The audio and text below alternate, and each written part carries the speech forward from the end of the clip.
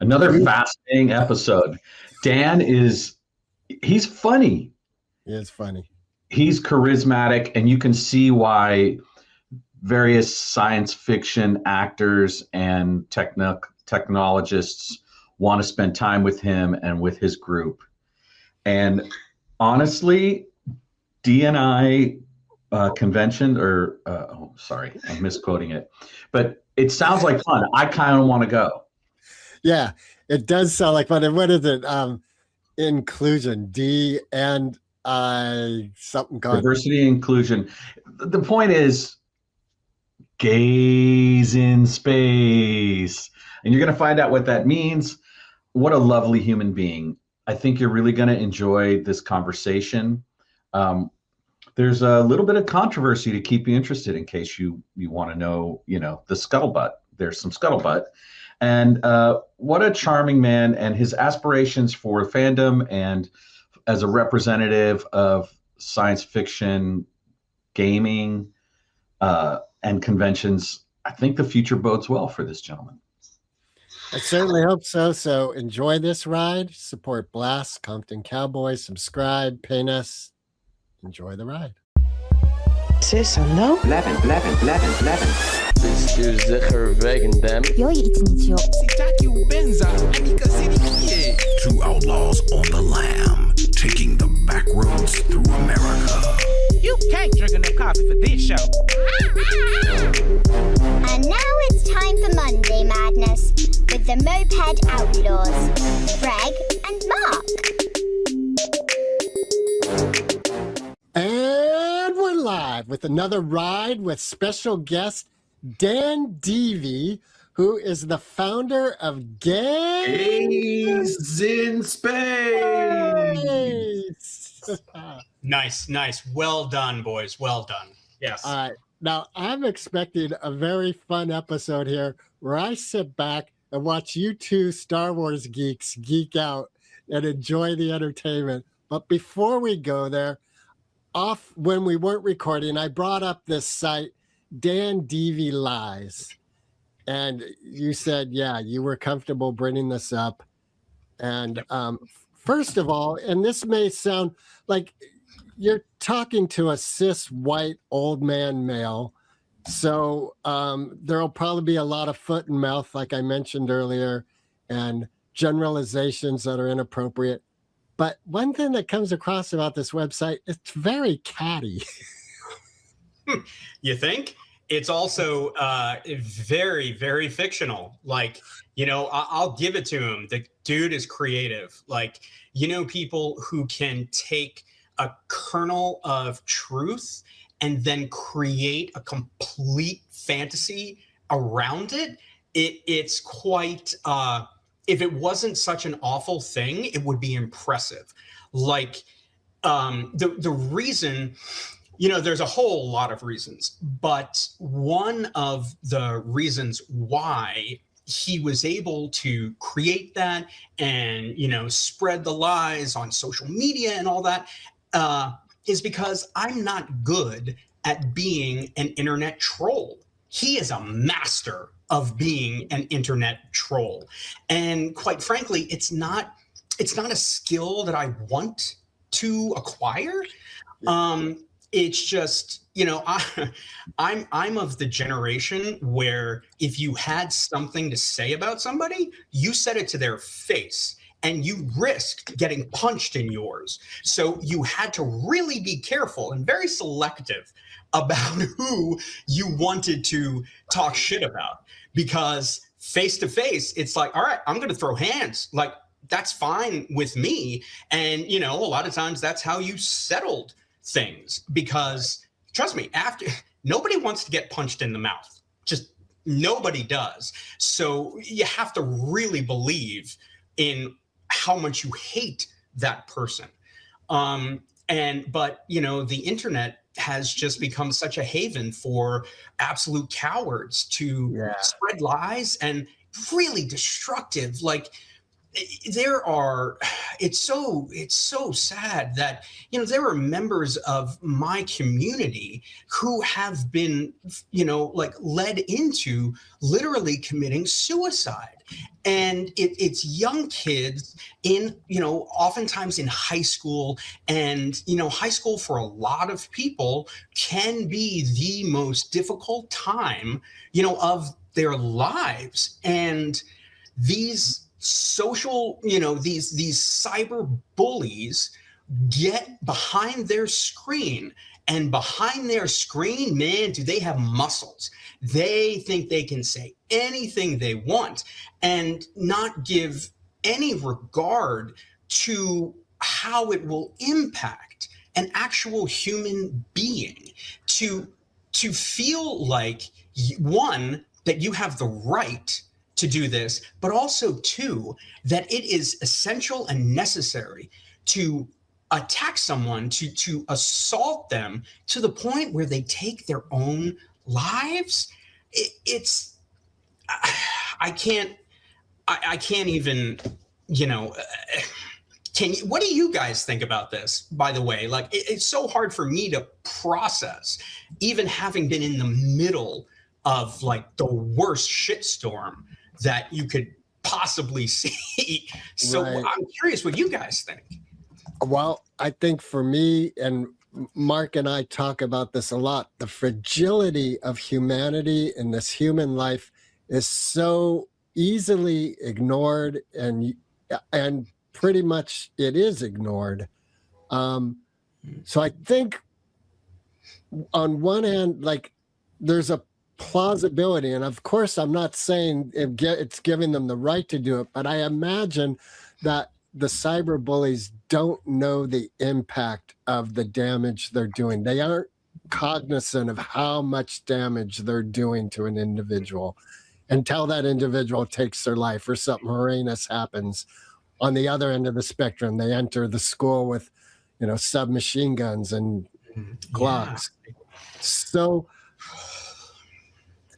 I think, especially now, just overall on our planet, we're living in a very angry, volatile time. Yeah. I mean, one of the thoughts that I've always had about things like this is, look, there are so many inescapable problems in life. You will be confronted with them, and you will have no choice but to deal with it.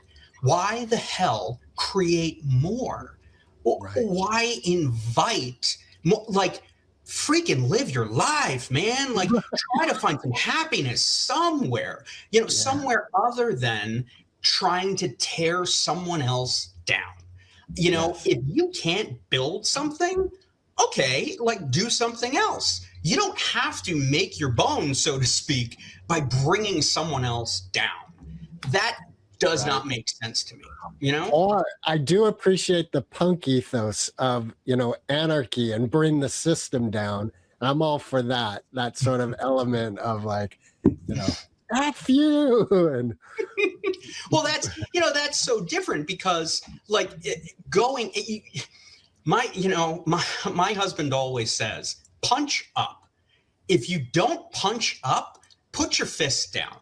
And at the time when these assholes devoted their lives, like, it became their full-time jobs to attack me, presumably for the benefit of the community, Donald Trump was literally taking away people's right to exist as equals. He was making my community and many others, turning us into second-class citizens. Now, call me crazy, but that seems to be a little more important and a little more worthy of people's time than deciding, like, oh, well, he was late filing a nonprofit document, so that means he embezzled $1 million. It's like, bitch, like, go for, spend your time attacking someone who matters. That was another thing that I always said. It's like, dude, I'm not that important. Like, I'm just not. And, to devote so much time and so much negative energy, and the fact that it just, I never expected it to spread the way that it did, because, we've dealt with that shit for years because, we're a gay organization. And a lot of people just don't want us to exist, period. But it was the thing where you don't want to put more oxygen in the room for it. Right. And so, for 6 years, this shit, I never replied. I never responded because my theory was always, look, for every negative thing they put out into the world about me, I'm going to put 3 positive things out into the world. So people will say, well, wait, he does what? The same guy who just did X, Y, Z? Well, you're stupid. Like, I'm not going to listen to you. Right. You have no credibility.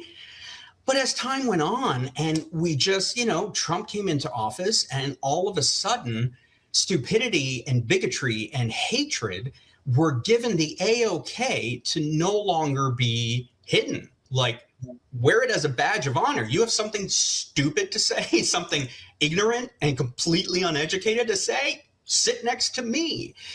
And somehow I believe that just spread throughout our society.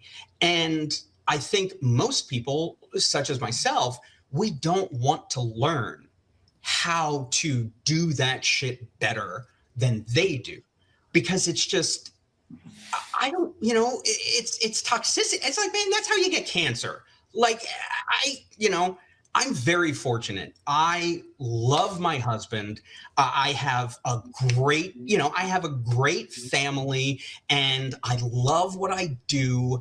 And, my job is a literal dream come true for me. If you had told me 20 years ago that my career was going to be a combination of gay and Star Trek, I would have been, dude, you're dreaming. You're dreaming. Whatever you're on, I want some. So I was so thrilled when things turned out the way that they did. And honestly, the way that I have hosted things, the way that I've created things, I've done it with the intent of trying to give the experience that I've been so lucky to have. I've been trying to give that to other fans. And, like the events that we do at our convention, bonkers. Things you would never do at any other convention. Learning how to stage combat with a batleth, a Klingon batleth taught by 2 Klingon chancellors from the actual show in full costume, in full makeup costume. We had foam batlets and people learned how to do it. Stuff that no other convention does because it's not cost effective. But the way that we planned our convention was, yes, we have to make enough money to cover our costs.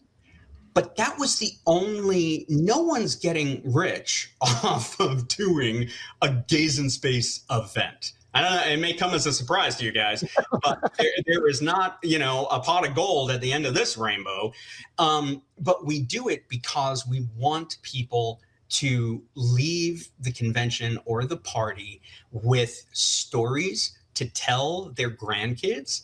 And more importantly, what Gaaays in Space does is it creates a space for like-minded people to come together.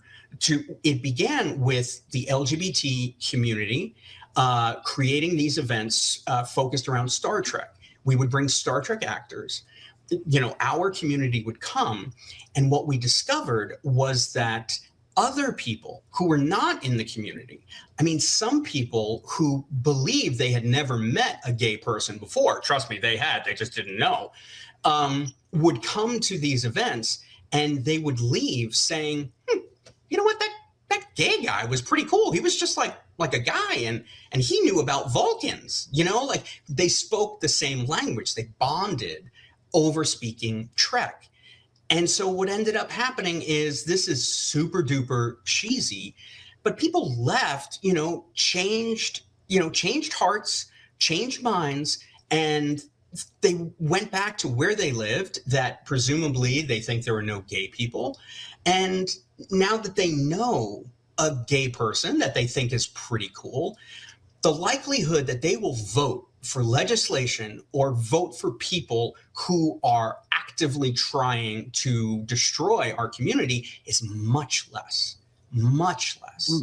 And so what we do is not at all financially motivated. I mean, if it was, I'm the biggest failure ever, because we not only don't bring in money, we spend it on the events, because it's more important to us that people have that personal, immersive experience that will help them leave the event feeling better, feeling motivated, feeling strong enough to be able to get out into the world and say, you know what? I'm not letting you treat me that way. No, it's just no.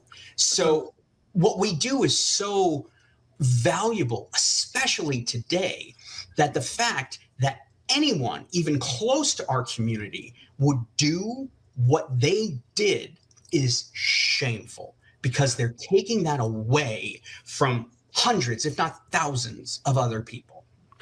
Have you been able to do a Gaaays in Space this year, 2026? No, but we just announced, and I guarantee when they saw it, they all like ate their own feet. We announced that thanks to some new partnerships that we have, we've met people that truly get what we do, truly understand it, and not only say they support it, but they're stepping up, and they have helped us, because last year we were forced to cancel DNICon, and we canceled it. And, it was, we don't, it's not like we're sitting on a bucket of money. So we were not able to refund everyone's ticket prices immediately. It was, it's like if we had had that amount of money we would not have had to cancel. It was, we were going based on the previous 2 years, and the previous 2 years, ticket sales saved us both years. We didn't need big sponsorships and whatever, because the ticket sales were there. But thanks to this online, just relentless campaign of hate and lies, the ticket sales were not there. So we paid back as many as we could. And after that, I was like, look, everybody, you will be refunded. I cannot tell you when, but I promise you, I give you my word, and that actually still means something to me. I give you my word that you will be fully made whole. You will.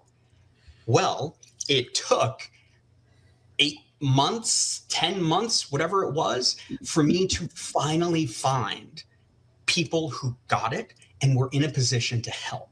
And so, as of a week ago, every refund has been sent out, because one of our new partners gave us the money, not loaned us the money, donated the money necessary to pay everyone back, clean slate, so that we could get back to doing what we do. And so we have a lot of stuff planned. But so far, we're just dealing with continuing to clean up the mess and, get out there and let people know, hey, look, the shit you've heard is simply not true. So that's kind of where we are. Congratulations. That's very good news. That's great news. All right. So you mentioned Star Trek. How's your Star Wars knowledge? Pretty good. I grew up on Star Wars and Star Trek. The thing about Star Wars is, there are all these movies now, TV shows, all this stuff going on. I loved the first three. The original trilogy, every line. I can recite every line. The new stuff, not so much. I haven't enjoyed it, so I haven't kept up with it. But the original 3, I'm there. I am there for it every time. I want to get in here in the conversation, and I want to shift the conversation a little bit, Dan. One of the things that was occurring to me as I listened to you describe the journey you've been on with this is the recognition that in 1966, Gene Roddenberry was one of the first people to really push the button in America with diversity in his television show. And one of the amazing things about it was that devotion to this idea of, in the vast universe of possibility of beings, it's possible for us to recognize the cultural roots and the interoperability of each of us to live within a world and a galaxy that can hold all of that diversity. And I think that the story of Star Wars is a great thing we can explore, but I think if we rush too quickly to that discussion, we're going to miss something that I think is really powerful, which is that at this pivotal time in American history, there was a network that put on this show, and the show challenged all kinds of norms up to a point, right? I mean, it was still a child of its context, right? We still had a white guy as a captain who was basically a misogynist, right? It didn't matter that he was a player with, purple alien species or whatever, right? But he was at least an equal opportunity misogynist. Well, he was a member of the Federation, and so even though he had human foibles, he had subscribed and devoted his entire career to upholding the concept of. And when you think about how that influenced the cultural paradigm that was at that time getting ready to shift, it was really an important part of entertainment history and the Prime Directive, as well as the inclusion. Like, no one called it inclusion in those days, but it was. And so one of the fundamental promises of pursuing the fantasy and the aspirational parts of Star Trek is that one day this future that was described in Gene Roddenberry's conceptual image could maybe take place, that we could get over our need to kill each other off, and that we could find ways to have interaction and dialogue with each other that resolved our differences according to all of us being together in one group of beings, not even just human beings, but beings. And I really resonated with that as a child. And I remember play acting Star Trek and having a lot of emotions about its cancellation. I'm 63, so I was young enough. I was a boy when it was actually on TV. Damn, bro, you look good. Let me just putting it out there. You look good. Yeah. Thank you. I appreciate that. I also honor your healthy and vibrant vision for yourself as well. So my question for you. Did you just say I'm cute? Is that what that was? That's as close as a heteronormative guy like me is going to get. I'll take it, man. But we do live in the San Francisco Bay Area, so I don't feel any kind of disruption. Oh, you're really cute. So that notwithstanding, my question is, how do you think cis hetero folks feel when they enter the space of DEI con? That's a great question. In fact, that's the reason that when we started the convention, we didn't call it Gays in Space, because that immediately gives people, ironically, an exclusionary kind of feeling to it. Like, oh, well, I'm not gay, so maybe I shouldn't go. But the truth is, Gays in Space was only supposed to be one party. It just turned out that it was so welcomed and such a success that it kept going for 10 years now. But that's why we changed the name. So it's the Galactic Diversity and Inclusion Convention, so that we wanted to make sure that everyone felt you are welcome and wanted to come. I always say there's only one group of people that we do not want at D&I Con, and that's an asshole. If you're an asshole, then stay home. We do not need that energy. But other than that, we thrive on meeting people from completely different backgrounds who have completely different experiences. And that's something about Star Trek. When Gene Roddenberry created it, it was not about people simply accepting differences. It was about making them a special, wanted thing. It was valued that you were different. People would stand on the bridge and they'd be like, all right, what's up with the guy with the ears? Why is he so serious all the time? But I would like to know. I want to know. And things like that are the reason that Star Trek still exists all these decades and decades later, because it spoke to everyone. It spoke to everyone who wanted to listen. It was not a show that was preachy. Like you said, they didn't call it inclusion back then because, one, they did not want to draw attention to the fact that it was happening. Because once you draw attention, suddenly they come in and say, nope. There will be, I mean, they even It was a kind of covert, let's slip it under the wire, get it through CBS. I also think that it's important that we recognize the vision of Lucille Ball, because Lucille Ball is not nearly as understood to be the person that she should be as it relates to Star Trek, because Desilu Productions was how it occurred.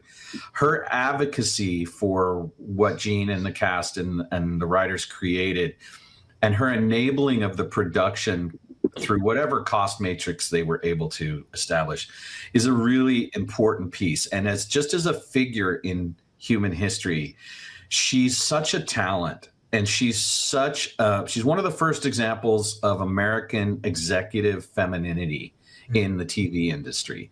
And her character in the Lucy show is played, she's played a lot differently. But then when you actually begin to understand the level of power that Lucille Arnaz, however you want to look at it, exhibited in her life, and her dedication to craft and to independence and having her own studio, and all of those things really added up to really making sure that this one thing, Star Trek, had its best opportunity, and we're all better for it. Yeah. I remember, after the series had gone through reruns, and when the first movie came, we were all so thrilled. But I want to bring the attention back a little bit to your work in Galactic DEI Con, because one of the things I know from being a musician and also having been involved in event production, and particularly Star Wars celebrations from an organizational standpoint, is that people don't necessarily understand the level of risk and the level of challenge that goes into organizing this. And so from a cost perspective, the underwriting that you have to do, just the guarantees of handling the talent, like those folks get checks regardless of how we do, right? Yeah. So talk a little bit about some of the people in your organization that aren't as visible, who've made the thing come through. People who spent that 18 hours in the convention hall the weeks before. All of those people, who are some of the standout folks in your organization, your volunteers, that have really made it happen?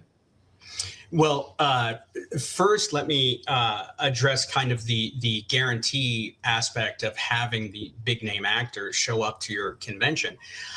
I had the first part of my career for 25 years, I was an entertainment journalist. And so I spent time interviewing these guys. I've known them for 20, 25 years. So when I said, hey guys, I want to do this, they came because they wanted to truly support what the community, the LGBTQ plus community.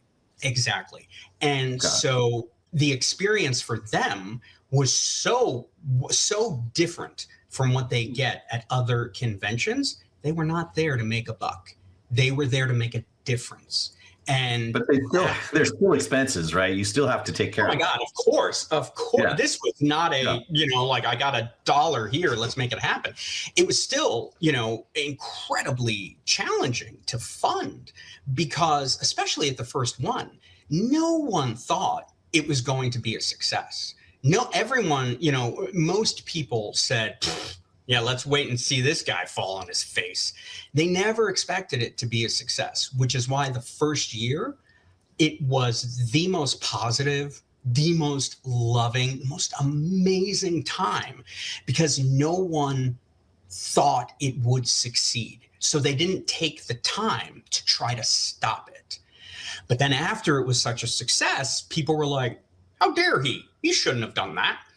And but so, we've already sort of covered that story. Let's talk about the other part of my question. Who are some of the people that have given their time for very little fee and who've really gone to the mat for you? It's great. Like I named Lucille Ball. Just name some of the really unsung heroes. Let's just give them a moment. Give them a flowers. The very first person is a woman named Aggie Coburn. Aggie has spent 30 years planning events. That's her career.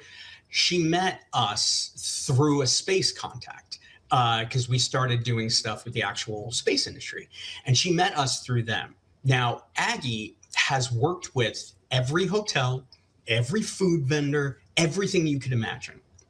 And she came on board and she took control of all of that. She took all of that off my plate, which was incredible. We never could have done it without her. We also had one of the people who had been with us pretty much from the beginning was a former Broadway costumer named Alan Burkowski. And throughout the whole run of Gaaays in Space, we had the best gayified versions of Star Trek costumes. So when it came to cosplay, when it came to the look of everything, that was all coming from him. And, that was all volunteer. And so I always say the key to doing a good event on a budget is you have to make $1 look like $100. It's the only way to pull it off. So he provided us with that. We had so many people. Another person, the guy who made the Klingon Batlets thing happen. His name is Juan Livia, and he made 30 of these things in his garage. He found the instructors. He himself became an instructor teaching the class. And it was, that was one of our crown jewels of programming for the first year. And that never would have happened without him. I'm trying to think who else. Of course, my husband. What's his name? His name is Richard Hart. And we met because he came to a Gaaays in Space event, which is we know of 3 marriages that happened because of people meeting at a Gaaays in Space event. And one of them just happens to be me. And there's our wedding photo. We were married by Denise Crosby, Tasha Yar from The Next Generation, dressed as Moira from Schitt's Creek. And the support, the huge support from the actors was, when they agreed to come, they didn't just agree to come, they agreed to come and promote for us. So, when you looked on their social media accounts, they put up videos saying, I'm so excited to go. This is going to be great. And that was because we did not have any kind of advertising or promotional budget. It simply just was not there. So we did our best through our socials, which were not huge, but they were very well targeted demographically. But without the actors, we could not have spread the word the way that we did. And so people like that, they came in with zero expectation or desire for any kind of financial remuneration for what they were doing because they believed in it. They saw what Lucille Ball saw in the original Star Trek. They saw something that was going to make a change in the world. And I mean, Lucy lost Desilu Studios. She went, I mean, almost bankrupt because she refused to stop. She refused to let it go because that's how much it meant to her. And everyone who came together to help us make this happen did the same thing. Nobody went bankrupt. Nobody lost their studio. If they had a studio, they still have it. But when it came to donating their time and their talents, they were there for us. And without them, nothing would have happened. All right. So tell me about the first DEI con orgy.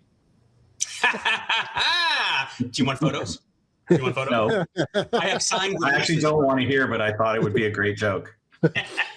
How many green-skinned people were there? Rather green, blue, antenna, some with enhancements in other places. I'm not going to get into too much detail there, but I hear that Romulan herpes is bad. Oh yeah, you don't want that. You still gotta. Somebody made Klingon condoms because Klingons have the ridges on their head. And so someone just kind of theorized, well, he's probably got ridges someplace else, and made a Klingon condom. So it's like, just in case, we're all about the safety. We're prepared. Yeah, that's hilarious. Safe sex in space. I'm wondering. So I know very little about the generations of Star Trek that have happened. My recollection as a kid growing up was that moral values were a big aspect to the episodes. Like, I don't remember what was going on in the trial, but the origin story that was like that hour long, where the guy, he couldn't talk and he was the original commander. And I remember there was this big moral element. Yeah, that's it. And I'm thinking too of when they ended up on the mobster world and they realized they had to talk and act as mobsters in order to effectively communicate. And I think I even recall Kirk having empathy for the lizard alien that he had to kill. So is this element of moral challenge and empathy still alive in the current generations that are being created? I think, from my perspective, the original series through Star Trek Enterprise and the movies that took place in that time, that's Star Trek to me. Those are the shows that I can rewatch ad nauseum and still find new meaning and new things in the stories. It worked out that they did not have the same abilities that people have today to fire a million phasers and blow things up. And, it was very limited. It cost them a lot of money just to shoot one phaser blast. But even beyond that, the idea was always that Starfleet spoke first. You negotiate, you try to understand where the other side is coming from. Because if you can understand, it's much better to turn an enemy into a friend than it is to try to kill all the enemies. And that is the true message of Star Trek that I personally latched onto so deeply as a kid watching it, because I always thought like, oh God, nope, they're going to have to fight it out. And then you got this freaking brilliant, eloquent, bald guy in super tight uniform that was not necessary. It's like, we have imaginations. And he would come out and he would find a way. He would find a way that to de-escalate problems, de-escalate situations, which, holy shit, do we need that now in our society? Patrick Stewart's character really was the next iteration after the original series of these core values, right? This idea that you can do a little bit more investigation and be a little bit more patient, but sometimes it does mean having the strength of brinksmanship to get to that point, right? It's this strange balance, right? There's this power dynamic of not being a pushover, not, you got to have a big gun, right, in certain situations, and then be willing not to use it, but to show it. Right. Yeah, totally. And I see you, Greg. I see you making that into an innuendo. But nonetheless, big stick. That's what you were thinking. Big stick. Mm-hmm. One of the things that occurs to me is that with the recent ownership changes at Paramount as a result of the current administration, whom you were deriding before, there's a kind of new leadership pattern emerging within them that is a little bit worrisome. And the most recent Star Trek television show has continued to take risks in the way that it portrays relationships with characters and what characters are front and center in terms of leadership and those sorts of things. I haven't really watched any of that series.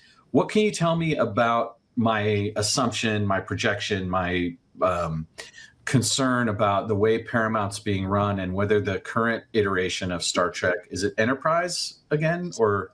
No, it was, the most recent was Strange New Worlds. And then, right. No, I'm sorry. See, I am not even keeping up with it anymore. Starfleet Academy was right. the most recent.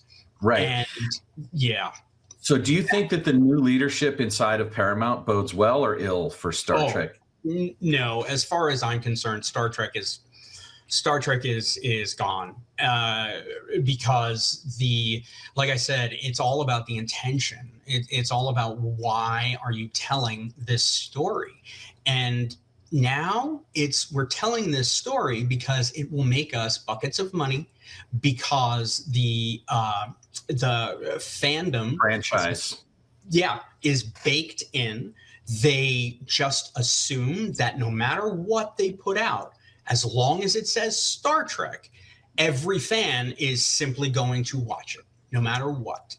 And so their obsession with the crossover audience has, in my opinion, severely damaged all the subsequent shows, because when you're writing for someone who doesn't know about you or care about you, but the people who have made you possible, you're overlooking them, that won't last. That's not a sustainable model. It's like when you look at something like Lord of the Rings, the new stuff they put out, with The Hobbit and the show, they made it for their fans.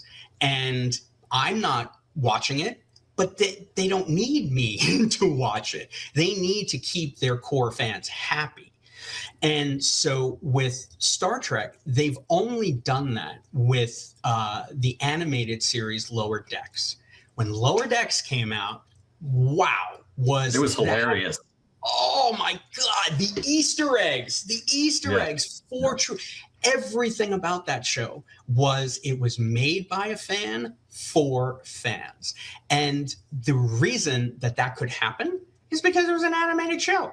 Compared to how much it costs to produce a live action Star Trek, animated show was pennies. So they were left alone, like the executives who I worked on Wall Street. So you know what should happen in the next scene? It's like, you know what? Shut up. That's what should happen. That's not your job. They left the writers alone. And what did we end up with?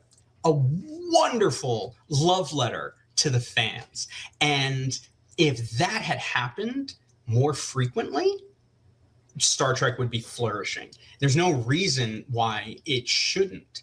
But particularly now, to your point, with David Ellison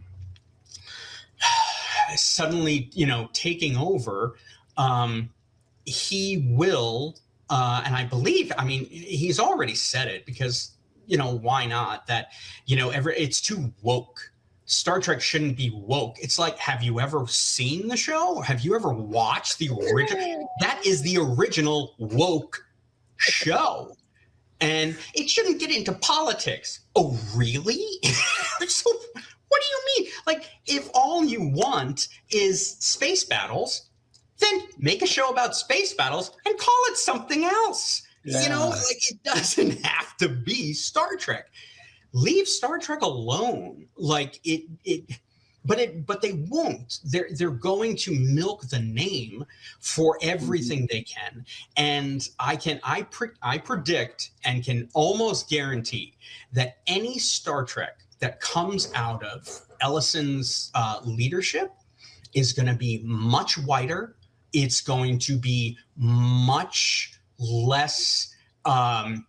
It will not care about bringing other people in. It's not going to care about the diplomacy side of Star Trek, which is what makes it special. They're going to care about, okay, let's come up with a really evil bad guy and set our good guys to go kill the evil bad guy. And it's just not Star Trek. But I do think that with shows like Star Trek Discovery was so forward thinking. It was the most diverse cast of any Star Trek series. I mean, of any. I think there were like three white people on the bridge, which, if you think about it, in the future, it's going to be people are going to be a combination of every race and every color and every ethnicity. So the likelihood of having like the Irish, transporter chief, it's not so much. But I think the fact that they embraced that so hard, it really freaked out a lot of people, because white guys are not used to not seeing themselves on screen. And when that because, the biggest fear that the majority ever has is becoming the minority, because they know how they treat the minority and they don't want that for themselves. So this brings up a parallel in the Star Wars universe, which was that in 2-3 years ago, it was 2 years ago, I believe now, there was a series called The Acolyte. Mm-hmm. And there was a lot of pushback around The Acolyte because the main writer-director was a lesbian woman. And then a lot of the characters had more woke aspects to themselves. Mm-hmm. And it sort of exemplifies in that universe a similar problem to the one you're describing now. Mm-hmm. So just what's your experience with The Acolyte as a show? Did you watch it? And what kinds of conversations have you had with people in your circle about The Acolyte? That one I did not watch. I watched the Boba Fett one, right. Largely because I really wanted to see the CGI Luke Skywalker and Princess Leia. Because that was, whoa, when she shows up at the end of Rogue One. Spoiler alert. Oh, sorry, everybody. Oh, come on. If you haven't watched it by now, you never were going to. We haven't. Yeah, it's kind of 11. Yeah. But I was. So you haven't watched Acolyte? I have not. Which one was so that? Who was the star of that? I have no idea. Jimmy, I'm not, just so you know, one of the things about being 63 is I'm not good with names anymore. But what I'll say about it is that I was a huge fan of it, and I was a huge critic of it. Okay. And so I was in a really outlier spot because it got really divided right away. Like there were a lot of anti-woke people who were very derisive of it. And then there were a lot of people who were like, this is amazing, right? To see ourselves in the Star Wars universe at a level that we hadn't before, right? And then as a fan myself, someone who has their own relationship with the Star Wars saga, I was disappointed in it, and I was also appreciative of it. It was like a mixed bag for me.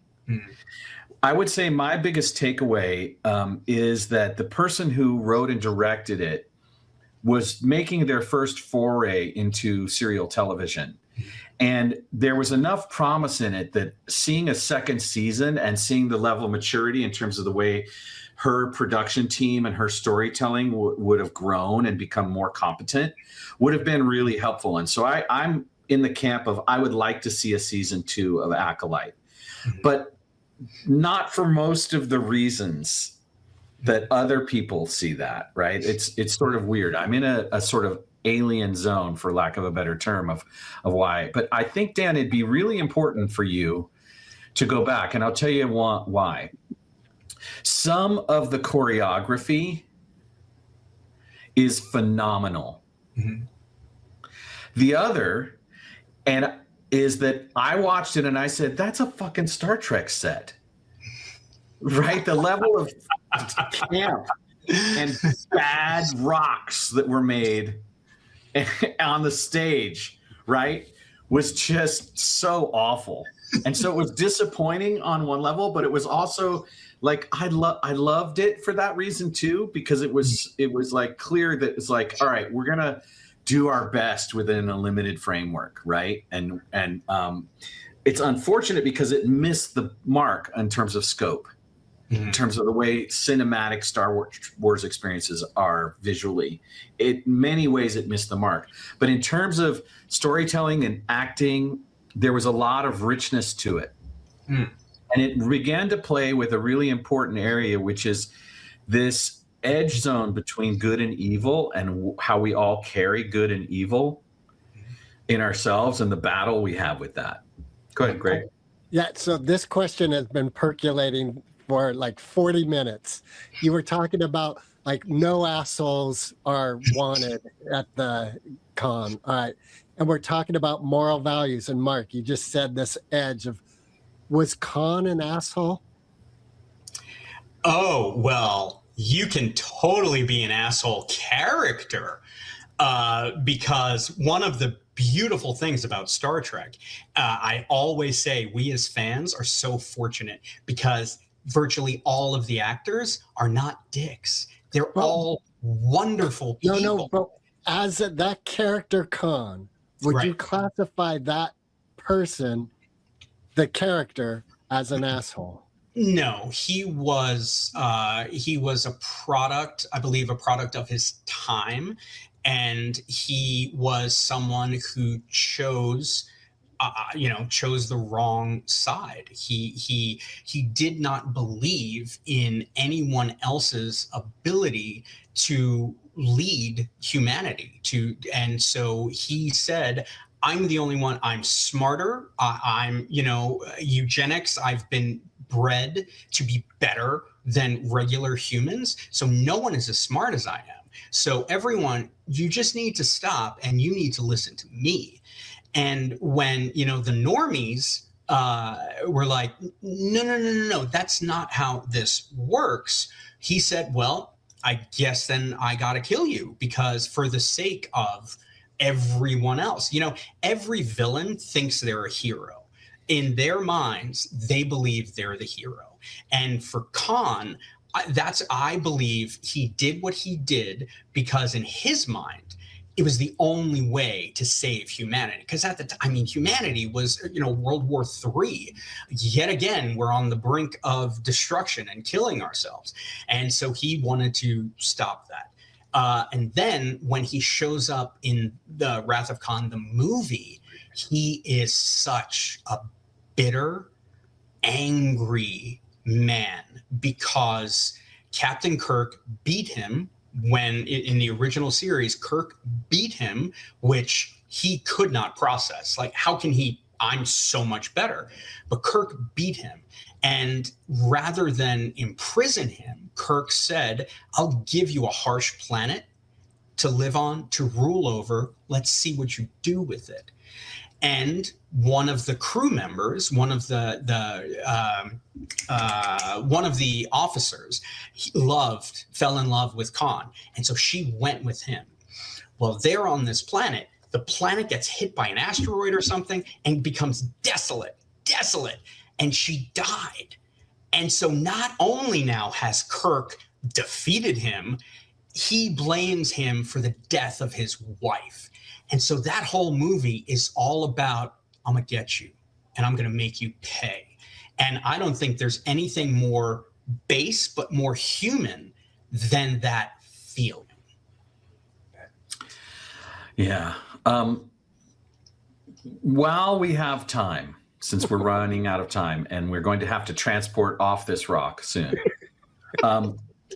I would love to hear from you about your aspirations for DEI Con. Like, I'd love to just for you to go a little bit large. Like, what would you like to see happen in the biggest possible way? And then what's that localizing like in the next 18-month horizon? I'm very glad you asked that. Last year's DNI Con that we had to cancel was filled with guests from other franchises. Previous to that, our guests were Star Trek, The Orville, and The Expanse. It was exclusively a sci-fi thing. Well, I always say, if I repeat myself, it's a waste. So we always are trying to change things up and do something better. And the truth is, our message has gotten out to Star Trek fans. And even, the people who run Star Trek prior to Gaaays in Space, Star Trek Discovery hadn't even been created yet. And all of a sudden there were gay characters. And so we feel like, okay, our message has been received there. There were every franchise. D&I is essential to all of it. And so we were going to have guests from shows like Rizzoli and Isles, Angie Harmon, who's one of the coolest people. She was on Law and Order as well. We had guests from Buffy the Vampire Slayer. We had guests from... Okay, I'm going to interrupt you because I'm asking about the future and you're telling me about the past. Oh, right. Okay, so the future is that. The future is reaching out to other people through other franchises and fandoms to bring to them what we have already brought to the sci-fi world. Got it. And what's it look like for the events in the next 18 months? Are you likely to be able to get another event off the ground? We, as of now, we're still figuring it out. We are still figuring it out. I'm hoping that the next event will not be that far into the future if it ends up being the beginning of next year, because that's what it has to be for us to do it right. Then that's what it'll be. We're not going to rush into anything. We are going to wait until things are fully in place, are bulletproof, and do something that will be, that these other fandoms will welcome and will love the way that the sci-fi, world did when we first started. All right, this is kind of my own personal geek question. I'm a huge Tig Notaro fan. Have been since she blew up on NPR. Have you reached out to her, or has she come into your realm, her and her wife, because they're producers also? She unfortunately no, because she's only in a select number of episodes because she is so busy doing other stuff. And also, I don't have a previous relationship with her. Most of our guests are people that I've known for quite some time. There are new people also as well, of course, but it's much more challenging to be able to reach out to them. So unfortunately, no, but who knows what the future holds. Well, I hope that changes, because that'll show you're growing and people more and more coming in. Yeah, she's a great get to have. Yeah. Totally. So unfortunately for us, I have a commitment that doesn't allow me to be in a more expansive conversation. I'm disappointed about that, Dan. It was a pleasure meeting you. I'm ready now to, well, first of all, how do people get a hold of you if they want to get a hold of you to support what you're doing? So you can find us on Facebook, Instagram, and YouTube. Our handle is the same. It's at Gaaays in Space, but it's 3 A's in Gaaays, 3 A's in Space. If you leave out an A, I don't know where you're going to end up, but we take no responsibility for what's there. So make sure you do not leave out an A. And Instagram is the social media channel that we are going to really spend the most time on developing moving forward. So we'll be sure to include that in the show notes and in our links on YouTube. At this point, we ask all of our guests the same question. It's the magic question for Greg and I, and because of course we get off on hearing the answers quite a bit, and we take it seriously. So it means a lot to us. So just take a breath before you answer. Greg, if you would. All right, so our final question, Dan, Eminem or Foo Fighters? Oh, God. Is there another choice? Wow.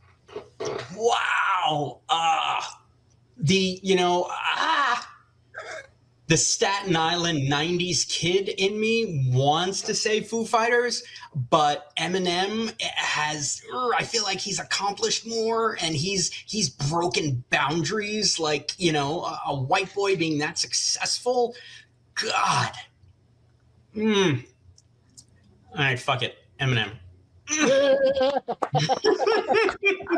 All right, Dan Deevy, thank you so much for joining us. To everyone at DNI Con who's involved, who have contributed their energy, good luck to you in your future endeavors and gratitude to you for your past successes. We look forward to possibly seeing you in the next universe, Dan. Thank you guys so much. It was an absolute pleasure. And like I said earlier, Greg, let's get on a moped. I'm ready. I'll go buy one and I'll meet you guys. All right. Recording stopped.